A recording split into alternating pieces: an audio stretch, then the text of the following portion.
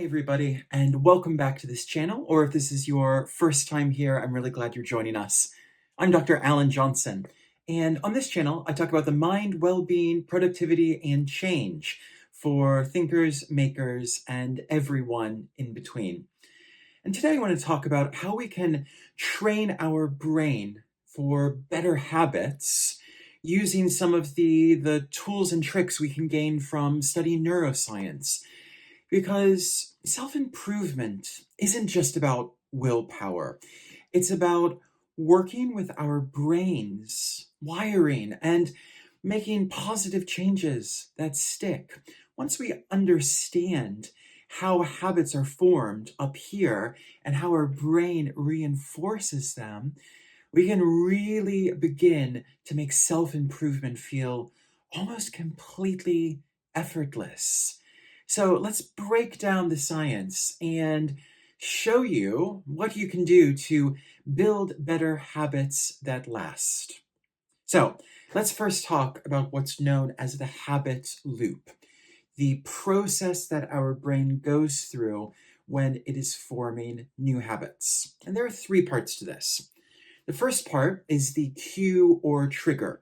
So this is something that triggers a particular behavior. So for this example, let's use hearing your alarm going off in the morning and it wakes you up. Okay, so that's a pretty clear clue. The second part of this is routine, the behavior that you usually undertake when that cue is activated. So you hear an alarm go off, that's the cue. What is your routine? Well, for some people, it might be hitting snooze. For others, it might be getting up and making a cup of coffee. Some people might get their gym clothes straight on and go to the gym or meditate. These are all different routines that are activated by the cue. Now, this is all pretty straightforward so far, but it's this third and final part of the habit loop that is most important in making sure that we're going to do that habit again. This is known as the reward. The reward is the positive outcome that reinforces the habit. So if we get up and we hit snooze and we go back to bed, that feeling of sleeping in a little bit creates a positive feeling, and we're going to be more likely to do it again. If we hear the alarm go off, so that's the cue, and our routine is getting up and making coffee, and that coffee makes us feel alert and awake and ready for the day, again, that's a different type of reward, and that's going to encourage us to do that again. Or if we get up and go straight to the gym and we feel fantastic after a good class or a good workout, that's also going to be a different kind of reward that encourages us to do it again. So do you notice here how it's always the same cue, but there are different routines that cue might trigger within you because of the different reward that it leads to. Now, once a habit is established, your brain stops making decisions about it. So if you keep hitting snooze in the morning for a few days, your brain is going to come to the decision that that's the best thing to do. And that reward is the most beneficial to you. So it will seem that you don't even have any choice of whether you'll wake up with your alarm. Your body and your mind is constantly pushing you to sleep in a little bit longer. What we want to do instead is flip this script here so that those routines that are most beneficial to us in the long run are the ones that we are repeating.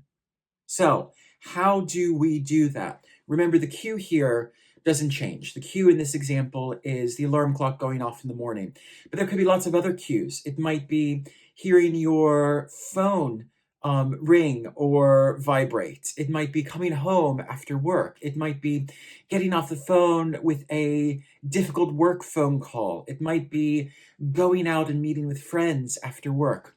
All of these things are cues, and our responses to them are something that are up to us as we look at the reward system that we are creating for it. So we need to talk now about how we can rewire that habit loop for more positive habits.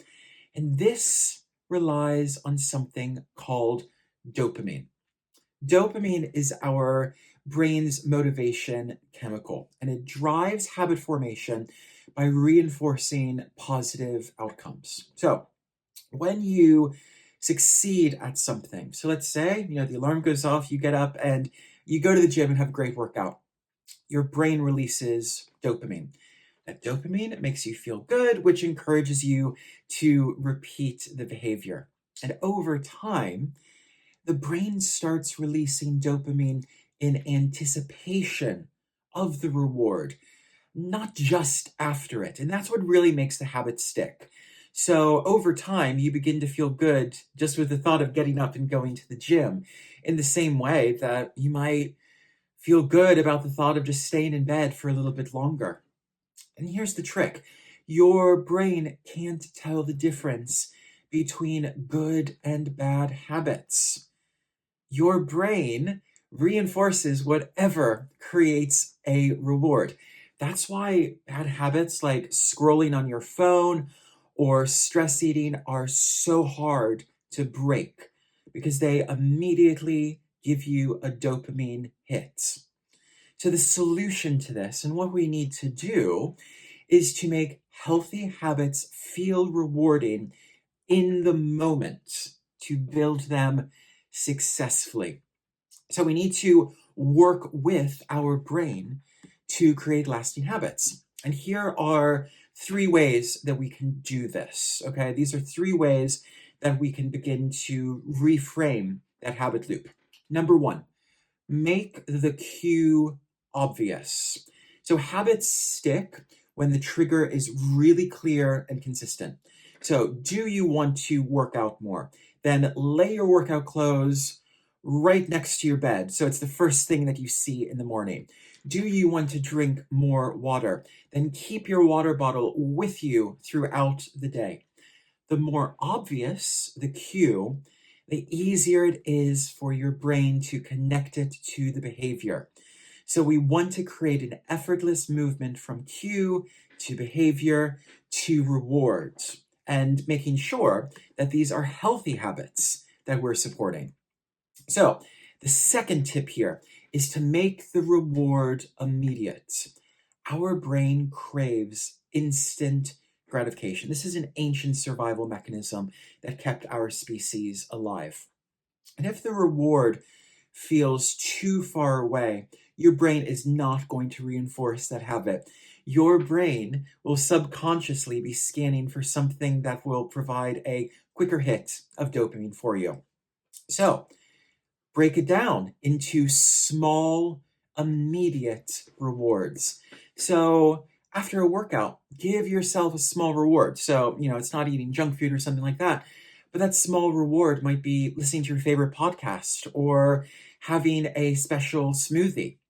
If you are building a positive habit of writing more regularly, which is something that I do a lot of, keep track of the word count and celebrate those small wins. Give yourself a gold star every time you write 500 words or 1,000 words. These types of immediate rewards lead to stronger dopamine release, which leads to stronger habit formation. Do you see how this is all beginning to add up to rewire that habit loop? And the third and final trick here is to start small. Seriously, start small. Our brain resists big changes because they require a lot more cognitive effort. Our brain will do just about anything it can to conserve energy, because our brains use a huge amount of energy. So if we are trying to get our brains to relate to a habit in a different and more positive way, we need to show our brain that this is something that is small and achievable and not overwhelming.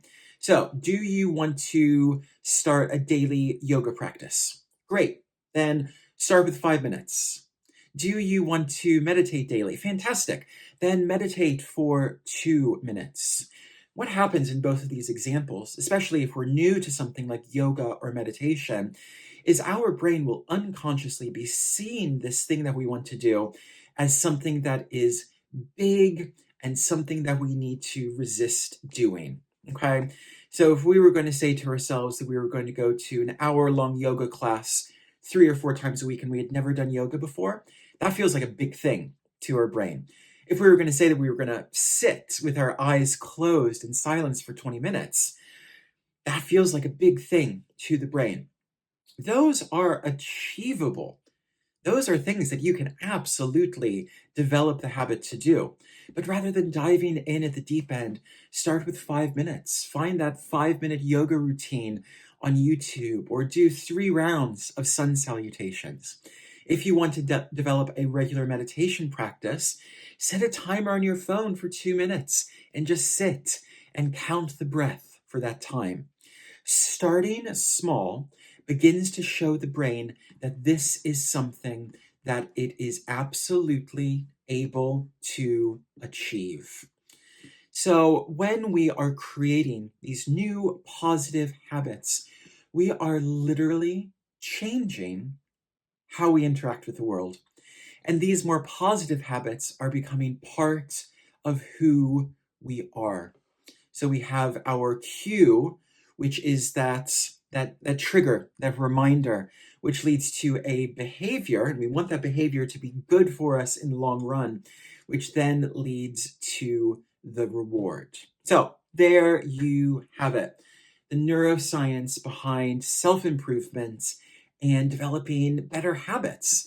Because by working on our brain's natural reward system, rather than pushing against it, and by creating really clear cues and reinforcing small positive behaviors, you can make real self-improvement feel natural rather than something that is forced. So what's one habit that you want to build? Drop it in the comments below. And if you found this video helpful, be sure to like and follow and maybe even share this with someone else in your life who you think would benefit from this as well. Until next time, keep growing and stay mindful. I'll see you then.